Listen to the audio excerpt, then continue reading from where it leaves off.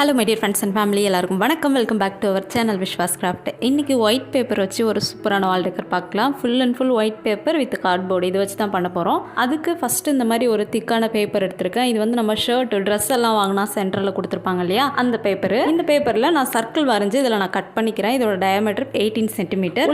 உள் பக்கமாக இன்னொரு சர்க்கிள் வந்துட்டு ஒரு 2 to 3 சென்டிமீட்டர் கிட்ட கொடுத்துட்டு நீங்கள் கட் பண்ணிக்கலாம். இதே மாதிரி 2 பீஸ் கட் பண்ணியிருக்கேன். நெக்ஸ்ட் இதே சைஸில் ஒரு கார்ட்போர்டு அட்டையும் கட் பண்ணியிருக்கேன். மொத்தமாக 3 சர்க்கிள் வச்சுருக்கேன்.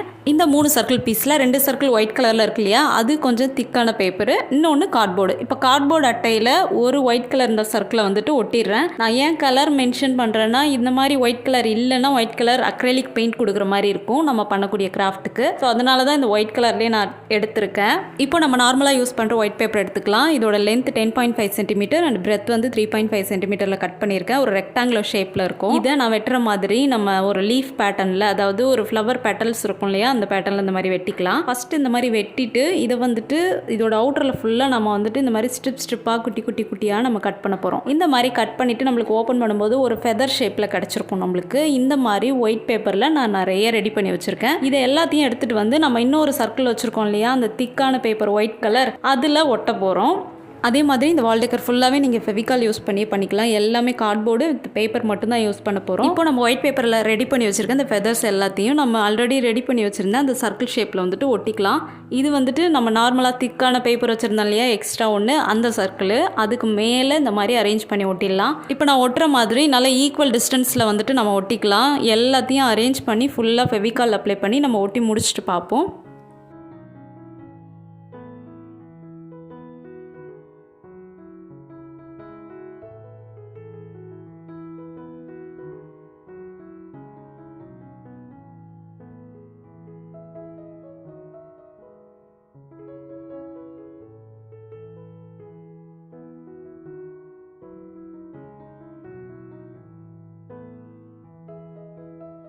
இப்போ ஃபுல்லாக ஒட்டிட்டோம். நெக்ஸ்ட் ஒயிட் பேப்பர் எடுத்துருக்கேன். ஒயிட் பேப்பரில் பேப்பர் ஸ்டிக் ரெடி பண்ணுவோம் இல்லையா, அதே மாதிரி ரெடி பண்ணிக்கலாம். கொஞ்சம் ஒரு ஒயிட் பேப்பரை 4 அந்த மாதிரி மடிச்சிருக்கேன். இதில் நம்ம ஆஸ் யூஷுவல் எப்பயும் போல் பேப்பர் ஸ்டிக் ரெடி பண்ணிக்கலாம். பேப்பர் ஸ்டிக்ஸ் வந்து ஒரு 15 to 20 கவுண்டிங் கிட்ட ரெடி பண்ணிக்கலாம். இது ஃபுல்லாக முடிச்சுட்டு பார்ப்போம்.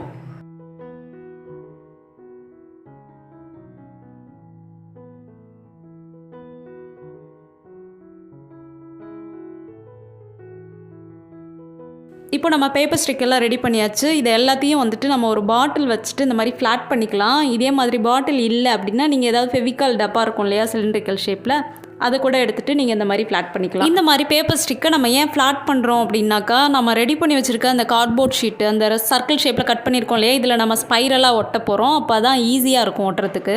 ஆக்சுவலாக இந்த பேப்பர் ஸ்டிக்கை வந்துட்டு இந்த மாதிரி ஸ்பைரலாக ஒட்டுறது ஸ்டார்டிங்கில் வந்துட்டு ரெக்கார்ட் ஆகலை, சாரி, வீடியோ எடுக்க முடியல. ஒரு 2 முறை சுற்றிட்டேன், அதுக்கப்புறம் தான் நான் வீடியோவில் பார்த்தேன். இப்போ பாருங்கள், நான் இந்த மாதிரி ஒட்டிகிட்ருக்கேன். உள்ளே ஃபுல்லாக அந்த உள்பக்கமாக இன்சர்ட் பண்ணிவிட்டு நான் ஒட்டிகிட்ருக்கேன். அதாவது 2 ஸ்டிக்காக ஜாயின் பண்ணுறது எப்படின்னா, ஒரு ஸ்டிக்கு உள்ளே இன்னொரு ஸ்டிக்கு, அந்த பேப்பர் ஸ்டிக்கை வந்து இன்சர்ட் பண்ணிக்கலாம்.